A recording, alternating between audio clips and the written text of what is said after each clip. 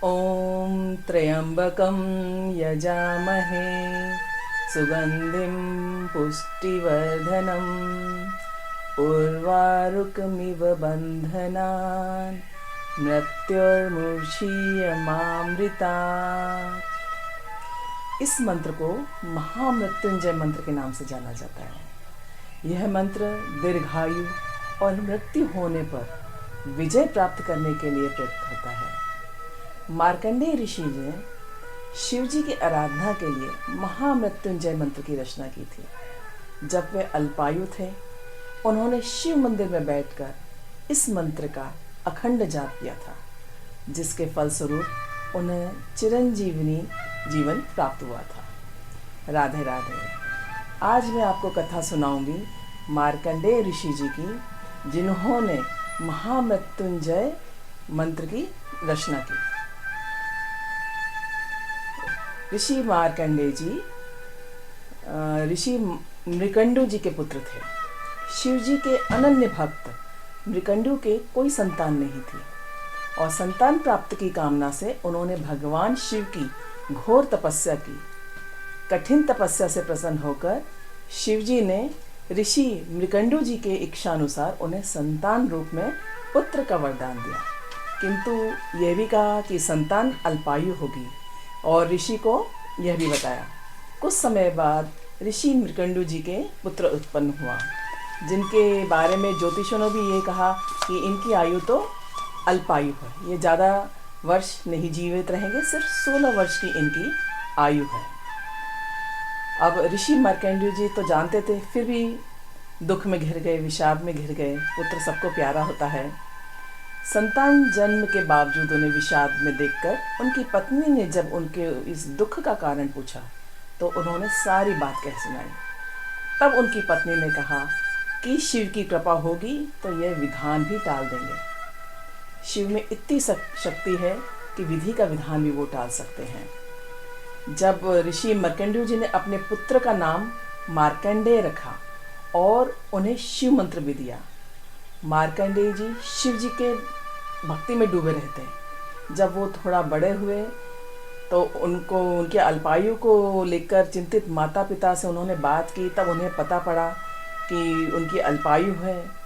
तब मार्कंडेय जी ने निश्चय किया कि माता पिता के सुख के लिए उन्हें सदा शिव से दीर्घायु होने का वरदान प्राप्त करेंगे और उन्हें वचन दिया। और आयु के पूर्ण होने जब आए तो मार्कंडेय जी शिव आराधना में लीन हो गए और तब उन्होंने महामृत्युंजय मंत्र की रचना की और शिव मंदिर में बैठकर इस दिव्य मंत्र का अखंड जाप करने लगे। जब समय पूरा हुआ तो यमराज के भेजे हुए दूत मार्कंडेय जी को छूने का साहस भी नहीं कर पाए।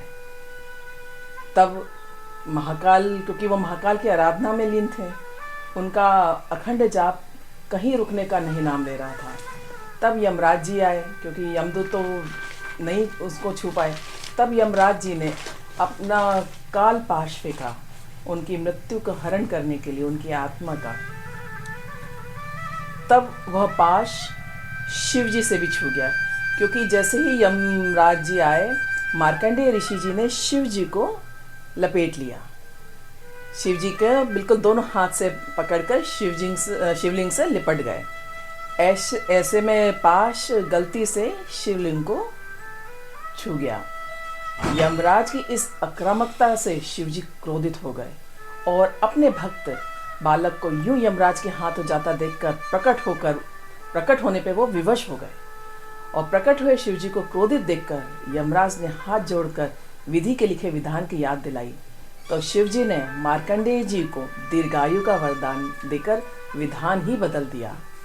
तब यमराज ने बालक मार्कंडेय ने के प्राण छोड़ दिए और चले गए और कहा, मैं आपके भक्त मार्कंडेय जी द्वारा रचित महामृत्युंजय मंत्र का जाप करने वाले जीव को कभी पीड़ा नहीं दूंगा। और आगे चलकर बालक मार्कंडेय जी महान ऋषि के रूप में विख्यात हुए और उन्होंने मार्कंडेय पुराण की रचना की। कहते हैं कि महामृत्युंजय मंत्र के जाप के कारण ही रावण ने भी अपने 9 सिर शिव पूजा में काटकर अर्पित किए थे। इसे मृत संजीवनी मंत्र भी कहते हैं। और मनोरथ पूर्ण करने वाला शिव मंत्र यही है। शास्त्रों के अनुसार ओम नमो भगवते रुद्राय नमः भोलेनाथ का ये मंत्र रुद्र मंत्र है।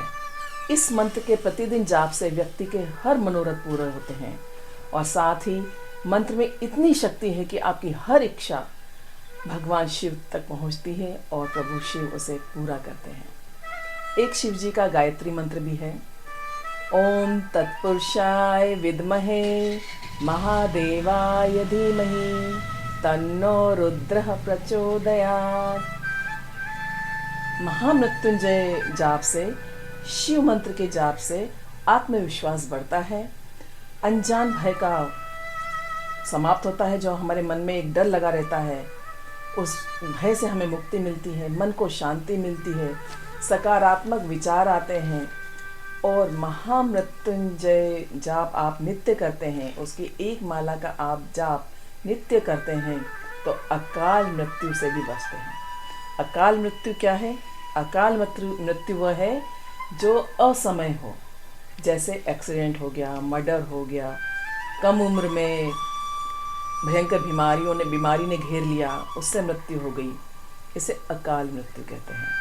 तो अकाल मृत्यु से बचना है, उसके भय से बचना है तो महामृत्युंजय का जाप अवश्य नित्य करें। भोलेनाथ सब पर कृपा करेंगे। राधे राधे, जय सनातन।